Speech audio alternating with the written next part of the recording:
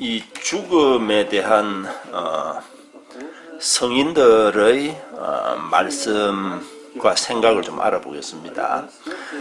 사실 그 미래에 어떤 삶이 펼쳐질지 아무도 알 수 없지요. 단 하나 확실한 것은 우리가 결국은 이 삶의 터널을 지나면 결국 죽음이 우리를 기다리고 있죠.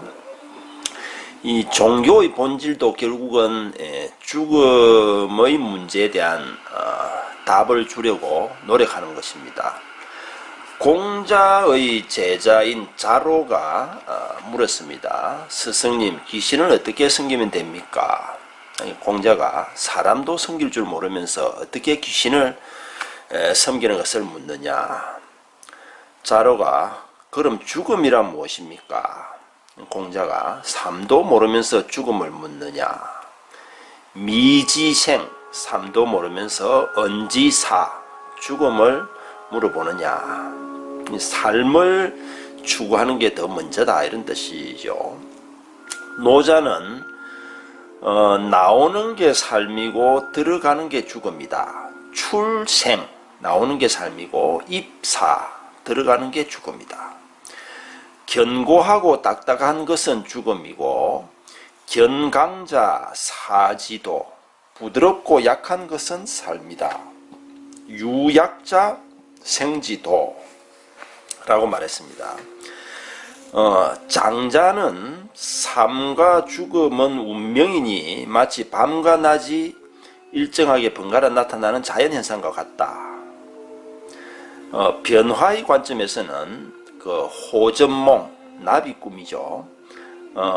장자가 나비가 되고 또 나비가 장자가 되듯이 이렇게 모든 사물은 끝없이 변화하는데 죽음도 이 변화의 한 과정이다.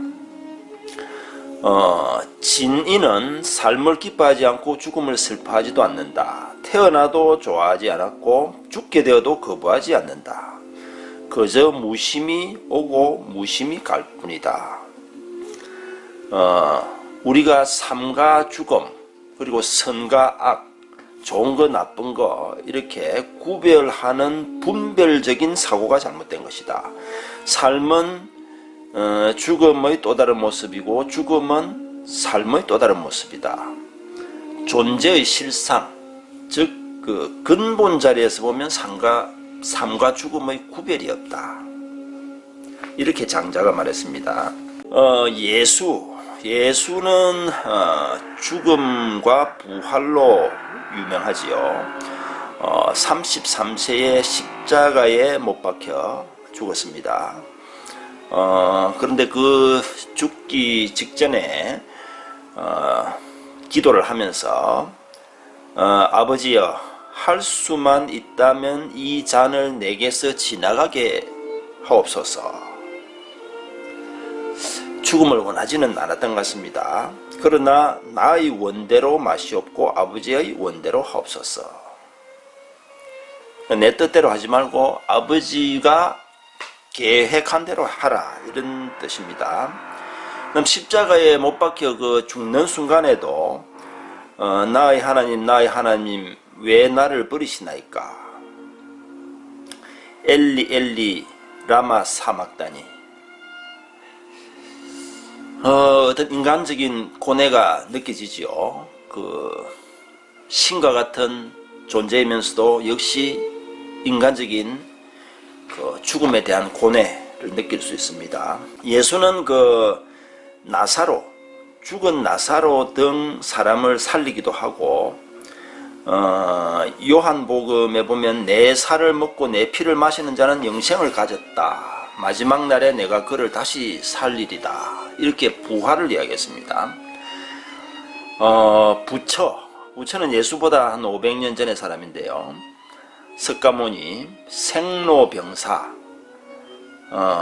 성주괴공, 모든 사물은 성주괴공한다고 했죠. 이루어졌다가 주, 머무르다가 괴, 허물어지고 공, 결국 공으로 돌아간다.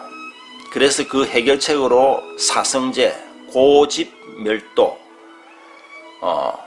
이 고통을 원인은 집착인데 그것을 도를 통해서 집착을 없애야 된다고 설파를 했죠.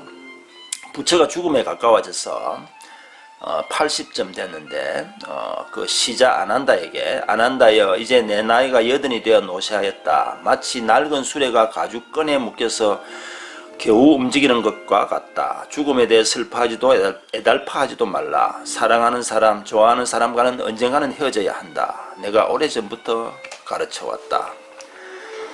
존재하는 것은 모두 쓰러져 가는 것이다. 부디 마음을 놓아 헛되게 하지 말고 열심히 정진하여라. 비구들이여, 너희들은 오직 자신 스스로에게만 의지해야 하며 결코 남에게 의지해서는 안 된다. 이렇게 말을 했죠. 죽어가면서. 근데 붓다는 어떤 여인이 아주 사랑하는 외아들이 죽고 아주 슬픔에 겨워서 이제 부처님에게 아들을 좀 살려달라 그랬죠. 그러니까 부처님이 그 동네에 내려가서 이 겨자씨를 하나 얻어오는데 그 중에 가족이 죽은 적이 없는 집에 가서 얻어오라 이렇게 했죠. 그러니까 그 이제 여자가 막 동네 집집마다 다녔지만은 다 가족이 죽은 적이 있기 때문에 결국은 그 사람들은 다 죽는다는 것을 깨달았다 고 합니다. 부처는 예수와는 달리 사람을 살리는 것이 아니라 사람은 다 죽는다 하는 것을 확실하게 깨닫게 했죠. 근데 불교에서는 불생불멸, 나지도 않고 죽지도 않는다. 그때 큰 그 깨달음의 입장에서 보면 태어나는 것도 없고 죽는 것도 없다. 장자하고 비슷하죠. 소크라테스는 청년을 타락시켰다는 그런 죄를 뒤집어쓰고 사형에 청해졌는데요. 이 유명한 악처 크산티페가 이제 찾아와서 이렇게 부당하게 사형돼서 되겠느냐, 빨리 나갑시다. 나가는 방법이 있었죠, 그 당시에. 그러니까 소크라테스는 그러면 당신은 내가 정당하게 사형되기를 원하시오? 이렇게 물었다고 합니다.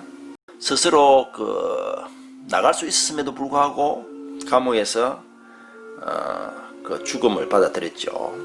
아테네의 등해라고 불렸습니다. 등해라는 것은 소나 말 등의 그 피를 빨아먹는 그 벌레인데 마치 그런 동물을 괴롭히는 것처럼 사람들에게 끊임없이 질문을 해서 그 무지를 깨닫게 한 거죠.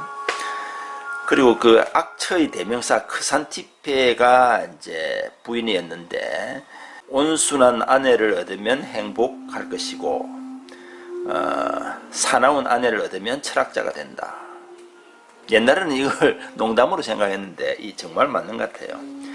그리고 아버지가 조각가였고 어머니는 산파, 아이 낳는 걸 도와주는 그런 산파였는데 자기가 하는 교육 방법도 산파술이라고 했습니다. 마치 그 아이를 낳도록 도와주지만 직접 낳을 수는 없는 것처럼 자기가 진리를 깨닫도록 사람들에게 도와주지만 진리 그 자체를 자기가 이야기하진 않았죠.